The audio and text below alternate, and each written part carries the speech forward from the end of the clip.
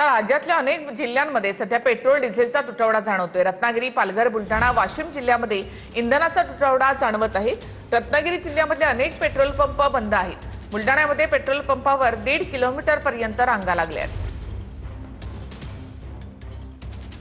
रत्नागिरी जिल्ह्यात पेट्रोल आणि डिझेलचा मोठा तुटवडा निर्माण झालाय। रविवारी ऑइल कंपन्यांकडून पेट्रोल पंपांना इंधनाचा पुरवठा झाला नाही, त्यामुळे रत्नागिरी जिल्ह्यातील अनेक पेट्रोल पंप बंद आहेत।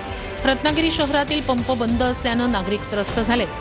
सध्या सुट्ट्यांचा हंगाम असल्यानं रत्नागिरी जिल्ह्यात पर्यटकांची मोठी संख्या आहे। सध्या सुट्ट्यांचा हंगाम असल्यानं रत्नागिरी जिल्ह्यात मोठ्या संख्येनं पर्यटक दाखल झालेत। त्यातच इंधनाचा तुटवडा जाणवत असल्यानं नागरिकांचे हाल होत आहेत। पालघर जिल्ह्यातील अनेक पेट्रोल पंपांवर सध्या प्रचंड गर्दी पाहायला मिळतेय। चारोटी गावातल्या पंपावर मोटरसायकलच्या लांबच लांब रांगा पाहायला मिळाल्या। जिल्ह्यातील बहुतेक पंपांवर पेट्रोलचा मर्यादित पुरवठा होत असल्यानं वाहन चालकांमध्ये चिंता निर्माण झाली। जिल्ह्यातील अनेक पेट्रोल पंप बंद आहेत।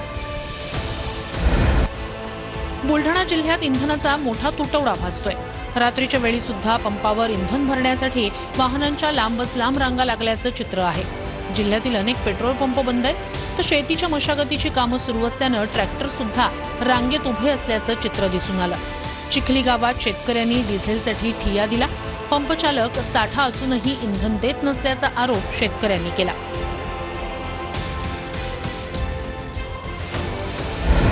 वाशिम जिल्ह्यातील 40% पेट्रोल पंप बंद आहेत। सलग चौथ्या दिवशी जिल्ह्यात डिझेलचा तुटवडा जाणवतोय।